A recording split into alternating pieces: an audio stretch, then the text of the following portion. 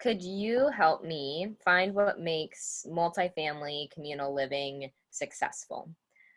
A little bit of context of that is I work for Lydia Place, which serves families and individuals that are experiencing homelessness.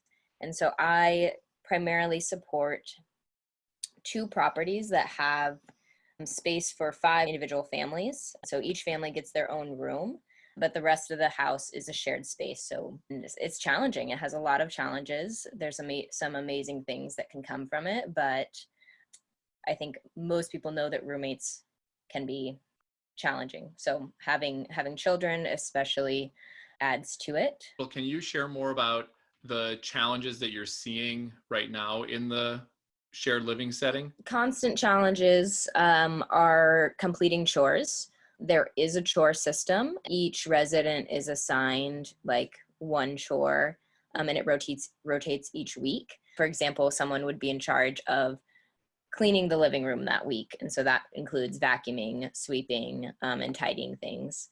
Another person would be in charge of garbage and recycling. What it usually comes down to is the dishes specifically. One of our properties has a really big kitchen that does, I would say, pretty well supports 5 families, has 2 sinks. Each family has like almost a whole fridge, 2 dishwashers too. Whereas the other property, still holding 5 families, has 1 sink, 1 dishwasher, like two fridges, and then they have mini fridges. So one of the locations isn't like ideal for just like maintaining the space. I would also say another challenge that we see often is just cleaning up after the kids. Can you share more about if all these families enter the house at the same time, or are they staggered in and out? What does that look like? Yeah, that's a good question.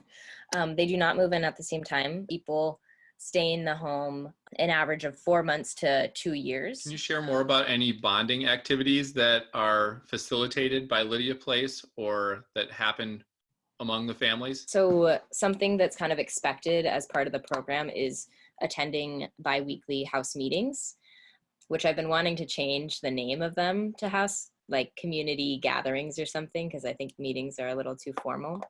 In those meetings, it's typically a time for us to address things like challenges that are happening.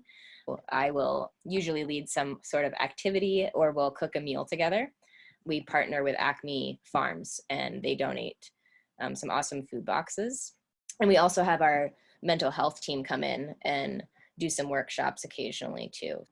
And other partnerships. We had Rag Finery come in and we made throw pillows one time with 5 different sewing machines. So we try to do some fun stuff, but the meetings are a time to like talk about conflict as well.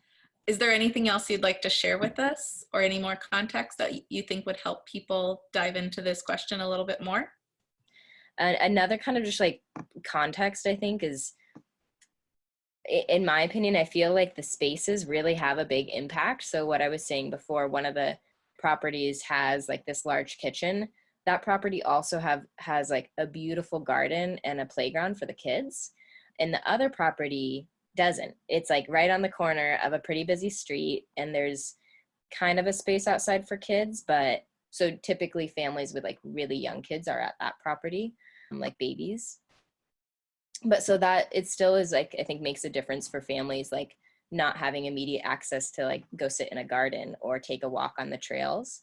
I've seen more success, families stay longer at the house that has these amenities versus the property that doesn't. Something I would like to add, like one of the challenges is different styles of parenting. And so when there's conflict among kids or someone is talking to their child in a way someone else doesn't agree with, that can be a big conflict among families. So yeah, I'm really excited to hear what people have to say. Thank you so much for sharing. Cool. Thank you so much, guys.